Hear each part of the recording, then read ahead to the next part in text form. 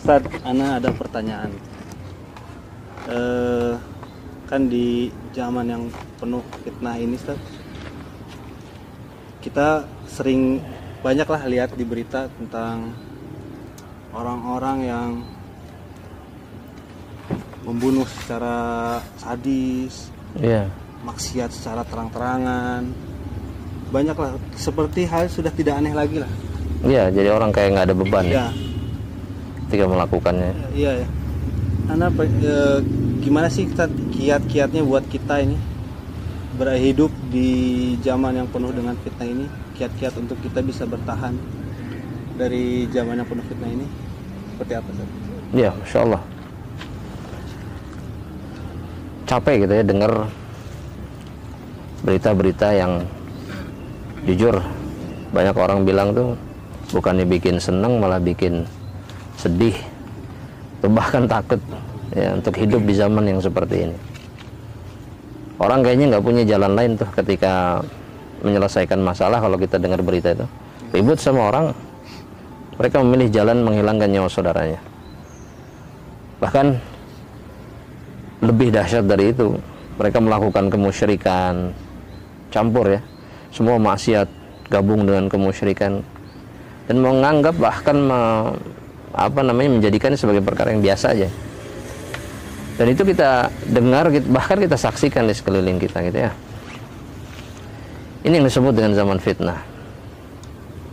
Karena zaman ini betul-betul menjadi ujian bagi setiap orang yang beriman kepada Allah Subhanahu wa taala. Kalau kita pernah dengar hadis Rasulullah sallallahu alaihi wasallam dari Hudzaifah ibnul Yaman yang menggambarkan bagaimana fitnah itu seperti potongan kegelapan malam gitu. Yusbihu ahadukum mu'minan, kata Rasulullah SAW, salah seorang dari kalian di pagi hari dalam keadaan mukmin, wa yumsi kafiran, sore harinya dia sudah menjadi seorang yang tidak beriman lagi kepada Allah Subhanahu wa taala. Karena memang seluruh yang terjadi itu menjadi ujian, bukan hanya menguji pikiran kita, kadang fisik kita, mungkin ekonomi juga ya, seperti yang antum bilang tadi ya, wah omset menurun karena ini dan segala macam. Subhanallah, betul-betul menguji keimanan kepada Allah Subhanahu wa taala. Yang bikin kita bingung sekarang bagaimana cara menghadapinya. Kadang-kadang ana secara pribadi berpikir ini zaman di mana kita hidup sekarang. Bagaimana beberapa tahun lagi dengan zaman anak-anak kita, keturunan-keturunan kita, gak terbayang ya bagaimana buruknya zaman itu. Zaman ini saja sudah membuat kita betul-betul teruji ya, betul-betul berat. Rasulullah sallallahu alaihi wasallam pernah ditanya oleh seorang sahabat yang betul-betul ingin selamat di dalam kehidupannya dengan pertanyaan yang singkat, tapi ini menjadi jawaban bagi setiap masalah yang kita hadapi sekarang. Jawaban Rasulullah SAW yang diberikan pada saat itu menjadi jawaban untuk kita semuanya. Sahabat ini bertanya dengan kalimat man najat, ya Rasulullah, man najat, apa itu keselamatan, apa jalan keselamatan ya bagi setiap dari kita? Maka Rasulullah SAW memberikan jawaban yang pertama, amsik alaika lisanak, tahan lidahmu, tahan lisanmu, jangan biarkan dia kemudian menjadi salah satu pengobar fitnah di antara hamba-hamba Allah Subhanahu wa taala. Ini yang paling berat mungkin buat kita, karena ketika kita melihat sesuatu, mendengar sesuatu, maka yang pertama kali bergerak kan lidah kita, bukan akal kita, bukan hati kita, bukan, tapi lisan kita. Betapa banyak fitnah itu berkobar semakin besar, semakin menjadi berat, itu hanya karena lisan kita. Maka di zaman ini yang pertama yang perlu kita lakukan dan wajib kita lakukan itu tahan lisan. Ganti seluruh keburukan lisan dengan kebaikan yang bisa muncul darinya. Jadi orang-orang yang banyak berzikirlah di zaman yang seperti ini ya.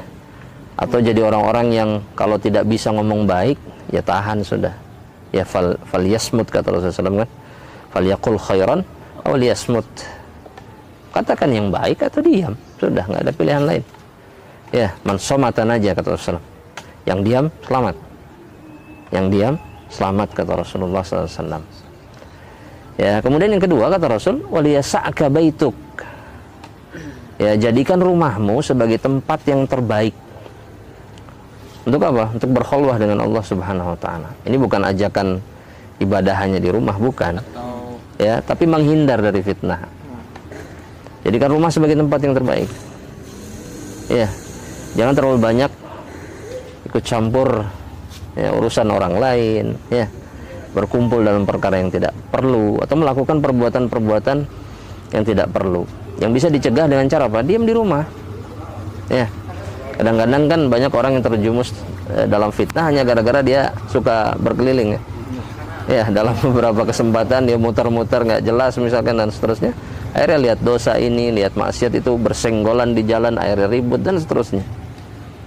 Ya, dan jadikan rumah itu sebagai tempat terbaik untuk meminta tolong kepada Allah Subhanahu wa taala. Bahkan kata Rasulullah SAW, nanti kalau sudah sampai pada zaman di mana yang namanya bunuh-bunuhan itu akan sampai ke dalam rumah seorang hamba Allah Subhanahu wa taala di akhir zaman. Ya, maka jika itu terjadi kata Rasulullah SAW, masuk ke dalam kamarmu dan jangan lakukan apa-apa meskipun kau akan dibunuh. Maksudnya jangan terlibat dalam fitnah. Ya, selamatkan saja dirimu. Dan itu mungkin perlu kita pikirkan baik-baik di zaman yang seperti ini.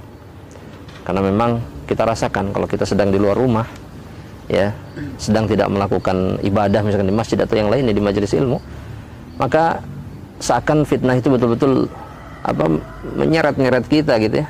Gak ada niatan sama sekali sebetulnya, cuman kayaknya terbawa, terombang-ambing ya. Bahkan masuk supermarket aja bisa terfitnah gitu ya. Iya, kalau kayak anak sendiri kan kayak untuk menjaga pandangan saat keluar, kayak ketahuan nih, ini ada akhwat yang gak berjilbab, terus anak coba malingkan pandangan, tahu-taunya ada yang lebih parah gitu. Oh, Masya Allah. Makanya jangan sering-sering di luar. Nggak sesuai kebutuhan. Jika itu terjadi, kita nggak bisa juga selalu di rumah ya, nggak keluar sama sekali. Tapi artinya kalau kita keluar, kita betul-betul minta tolong kepada Allah Subhanahu wa taala dan jadikan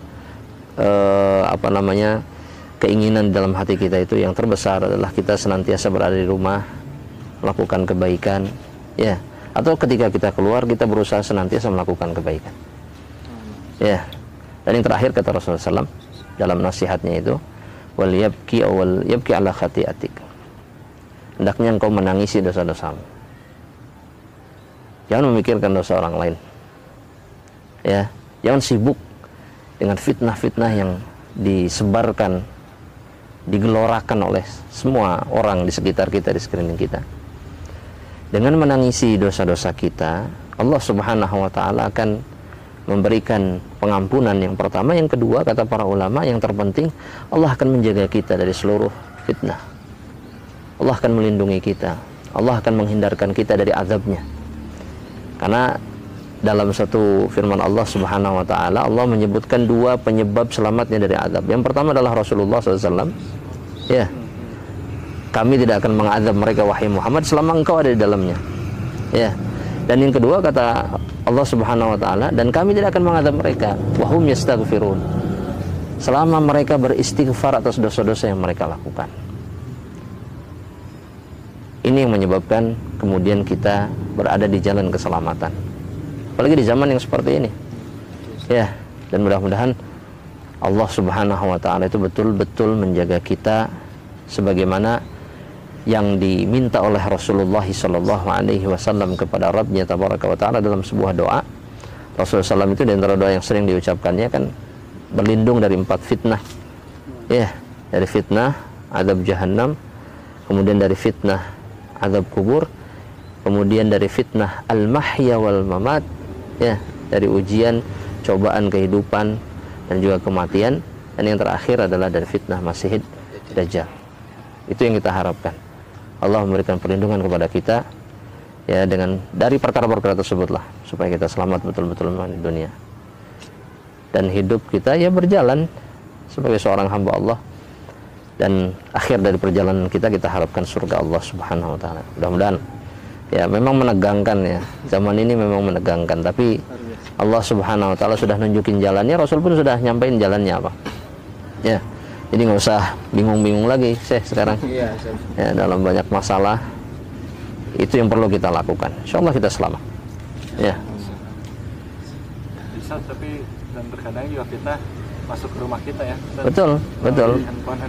Iya, gadget ya. Ini kan Masya Allah, di satu sisi kenikmatan, satu sisi musibah ya. Tinggal kita mengembalikan kepada diri kita masing-masing. Apa sih yang kita inginkan? Selamat atau celaka?